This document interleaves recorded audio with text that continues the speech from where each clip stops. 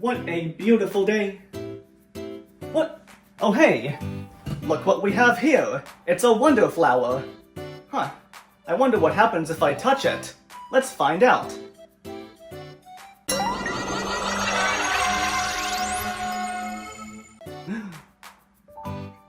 Wowie zowie! I just turned myself into a marketable plushie! And I now have a mustache and overalls! Wahoo! Hello.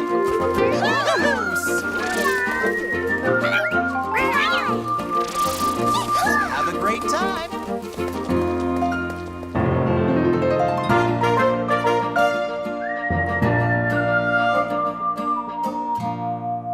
Super Mario Bros. Wonder, the game where Mario discovered what it's like to become an elephant. So I guess now that Mario is an elephant, that means he can join the circus, become a part of Dumbo's family, and snack on as many peanuts as his heart desires. Man, I would do anything to be just like him. Released on October 20th, 2023, for the Nintendo Switch, this was the game that officially breathed new life into the 2D Mario series. Oh, and it was also the first 2D Mario game in 11 flippin' years. Like seriously, what took Nintendo so long to make another 2D Mario game for us? I mean, was this really a game that was 11 years in the making? Well, I guess we'll just have to find out. So why does this game take place in the Flower Kingdom, instead of the Mushroom Kingdom like most other games? Why can't Nabbit and the Yoshis use any power-ups at all? Why do all the talking flowers never shut the heck up? And why aren't there any other animal-themed power-ups, like Giraffe Luigi or Rhino Daisy? Well, it's time to spray some water all over the place with our massive elephant trunks.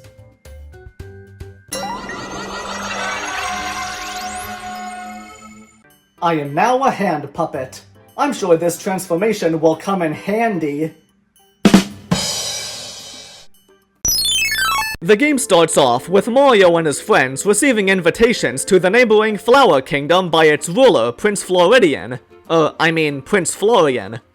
The gang is invited to witness a demonstration of the mysterious Wonder Flower, a great treasure of the Flower Kingdom that can warp reality, which is exactly what I'm doing in this video. But suddenly, Bowser comes out of nowhere, interrupts the ceremony, and seizes the Wonder Flower.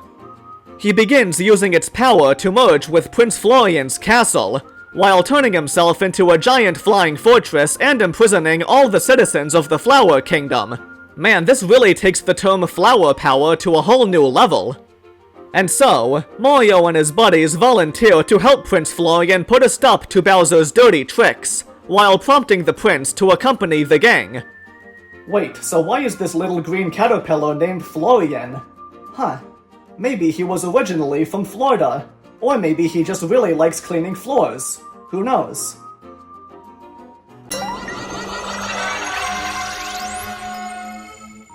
I am now Mr. Moneybanks. Man, I'm so rich, I could easily afford 3 mansions with a bowling alley and a swimming pool.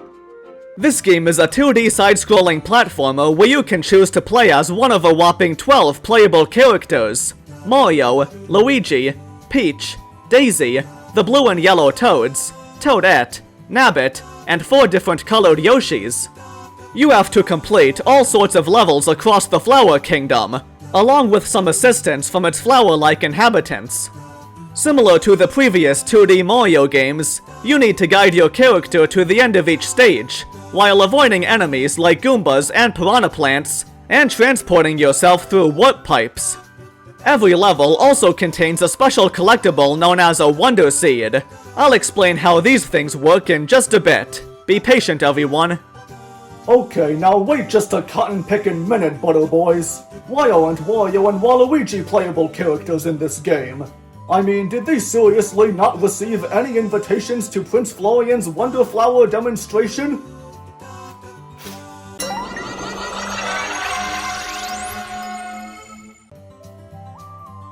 I am now a golf ball. Gee, I sure hope nobody hits me with a golf club. Oh no! A few brand new power-ups make their triumphant debut in this game.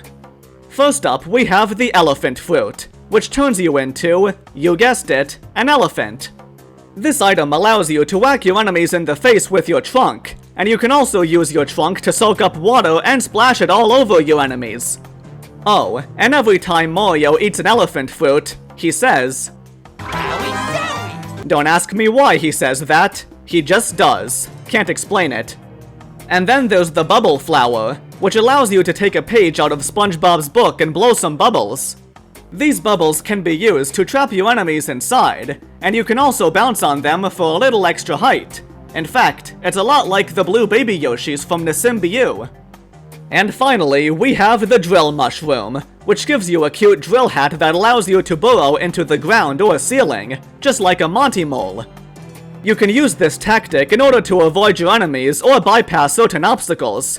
It sort of reminds me of the spin drill for Mario Galaxy 2. This game also introduces the aforementioned Wonder Flower, which triggers all kinds of bizarre wonder effects in each stage. These wonder effects include, but are not limited to, warp pipes coming to life, hordes of enemies spawning, floating around in outer space, character appearances and abilities changing, you name it, the list goes on and on. With Zoom, you don't have to count sheep, you can ride them at the speed of sound! But the wonder effect will come to an end when you either collect a wonder seed or leave the affected area of the level entirely. Whee! Oof! Ouch, that smarts. Man, these sure are some pretty wild and crazy wonder effects. I mean seriously, how many mushrooms did Mario and his friends take?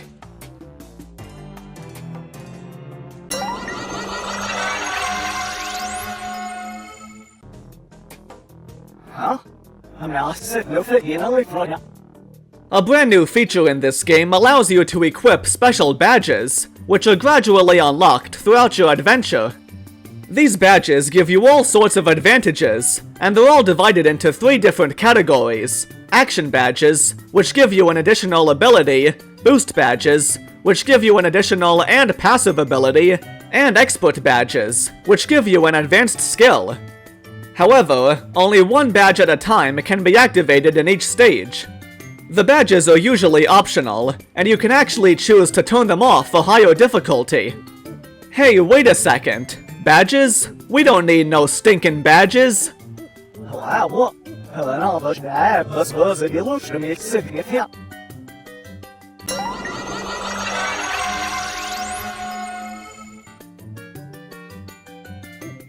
die! This game supports local multiplayer for up to 12 players in a single room, with a limit of only 4 players that are active in a level. Yeah, I'm not really sure how 12 people can fit inside one room, but okay then. You also have some online multiplayer functionality as well. Whenever you're playing through a stage online, translucent versions of up to 3 other players may appear in that same level. When other online players are present nearby, the defeated players turn into ghosts, Luigi's Mansion style. These ghosts are given a very short window of time to revive themselves by floating their way towards either another player or a standee placed by that player. In this game, a standee is basically a cardboard cutout of a specific character. They kind of act as visual hints or helpful markers for other players who might be struggling in a stage. You can also use standees for indicating secrets, safe pathways, or potential shortcuts. Man, talk about convenience. Each level also has a whole bunch of purple flower coins for you to collect, and you can use these coins to buy as many standees as you want. Wait, so players can just magically turn themselves into spooky ghosts in this game? I mean, who the heck do these guys think they are? Casper the Friendly Ghost?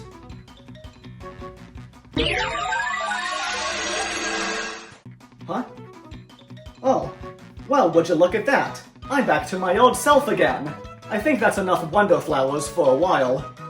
So, as Mario and his cronies work together to rescue all of the captured Poplins, they soon realize they need to gather 6 royal seeds. These seeds are considered precious treasures in the Flower Kingdom, and they will collectively grant access to Castle Bowser. Each time a royal seed is obtained, it destroys one of the 6 cloud piranhas that are protecting the castle, and let me tell ya, this does not make Bowser a happy camper. After freeing the various regions of the Flower Kingdom from the evil clutches of Bowser Jr. and removing all of Bowser's defenses, the gang finally confronts Bowser himself at his floating castle. This is where Bowser reveals his sinister plan to use the power of the Wonder Flower for enslaving the entire universe with his funky rhythm beats. Man, this is like a combination of DJ Octavio and Rhythm Heaven. But of course, as we all know, Mario and his chums defeat Bowser and return the entire Flower Kingdom back to its normal state of well-being. Meanwhile, Bowser, Kamek, and Bowser Jr. all flee from the scene, never to be heard from ever again. Or so we think. The end. And now for the flaws. Let's get to them before I end up turning myself into a castle. The first flaw that I have with this game is that all of the bosses, except for the final boss, are literally just Bowser Jr., and that's it. I mean, come on, man, why couldn't Nintendo make original bosses for this game instead? Or at the very least, bring back the Koopalings for crying out loud. Yeah, I know everyone is getting really tired of seeing the Koopalings all the time, but they would still be much better than just fighting the same guy over and over again, at least in my opinion. The second flaw with the game is also boss-related, and it's the fact that World 3 and World 5 don't even have a boss at the end. Like seriously, did Nintendo just give up or something? How is this even acceptable in any video game at all? And if that wasn't enough, the castle stages in these two worlds aren't even full stages. You just play through a little bit of the level, and then blammo, the Royal Seed is yours. Geez, talk about laziness, am I right? Why don't these two worlds have any bosses in them? It's so weird. In fact, it's even weirder than that one time Brian and Stewie became musical instruments in Mario Paint.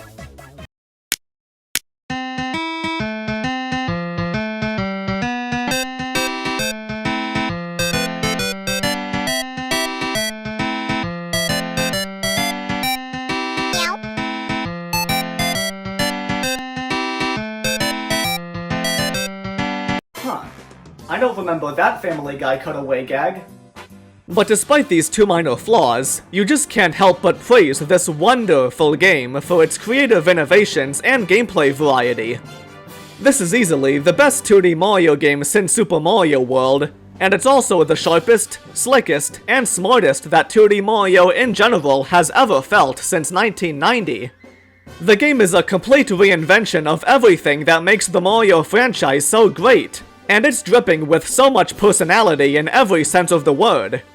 It's about as close to perfection as you can get for a 2D Mario game, and the whimsical level design and expressive aesthetic will put a big smile on your face 10 miles wide. So with that being said, I'm giving Super Mario Bros. Wonder 92 out of 100 Mario hats. The creativity on display here is absolutely astonishing, and the constant stream of new and surreal ideas will make you want to stand up and applaud by the end of your journey. This game is a flippin' masterclass from only the very best in the business, and it proves that there's a lot more in a 2D platformer than anyone thought. It's jam-packed with so many ingenious ideas, colorful and unique levels, and incredible secrets, and it confidently carries its new ideas while still clearly remaining faithful to the previous entries. Keep chowing down on all those elephant fruits, everybody!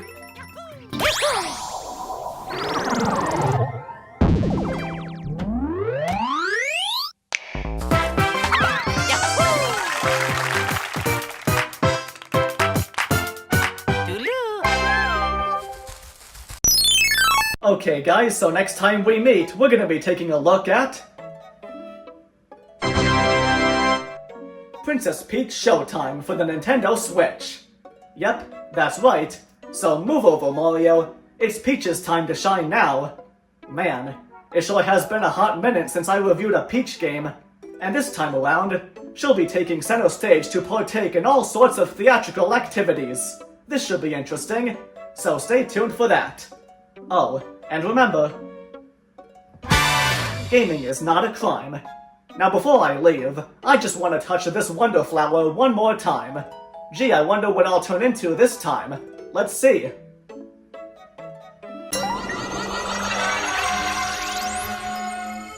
Hey all, Mastermind here.